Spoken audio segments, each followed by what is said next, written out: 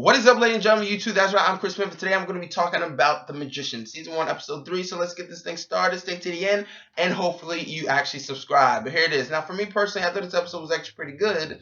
The basic plot of this episode, Quentin and Jules are kind of reunited. They have a bit of backlash, and Penny kind of realizes that he has a bit of a new power, and we kind of get that going. Now, for me personally, as I was saying, this episode I thought was pretty good because we didn't focus on like the bullshit romance or some party lifestyle of school or whatever nonsense of like the teenage world or whatever it is. We actually got to focus on the characters. We actually got to see some of their motives and some of their new abilities. Now, for me personally, I enjoyed seeing some of these people get a bit more backstory and see how what makes some of these characters tick. Particularly, Alice. I thought Alice, before she was kind of just like the awkward girl. She still is the awkward girl, but she looked more like the hot girl with glasses and overalls and a ponytail or whatever. If you get the reference, you get it. But for me personally, she wasn't really anything spectacular. She kind of came up a bit as annoying. But in this episode, we get to learn about her brother, Charlie. And I'm not going to spoil much, but, we get to learn about her brother and then that backstory and you get to learn about her guilt. And I enjoy that. You get a bit more depth to her character. And you kind of feel that,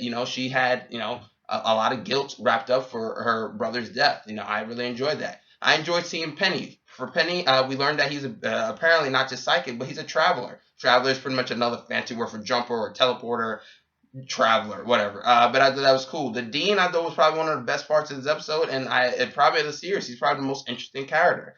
For me personally, I'm glad he sticks around. He talks about how magic's not cheap, obviously saying magic has a price, and that kind of falls into where, Alice is pretty much going, and that pretty much just is a bad thing. For me personally, like I said, I enjoy getting more backstory of the characters.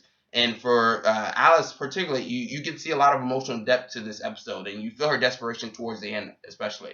Some things it's just like that was off for me. I find it funny that the guy that they say is the most special is kind of the most blandest character on the show, that being Quentin. There's nothing really to his character yet, and maybe that's supposed to be the irony. The special guy is actually the most blandest guy, but who knows? Also, his fight with Jules, I thought, was just so all over the place because he kind of comes off as an ass when he say, you deserve this and you treated me like shit. It'd be like, then he came off almost like a baby, and then she came off as like a desperate girl. It'd be like, well, why didn't you put a good word for me? Then I was just like, what?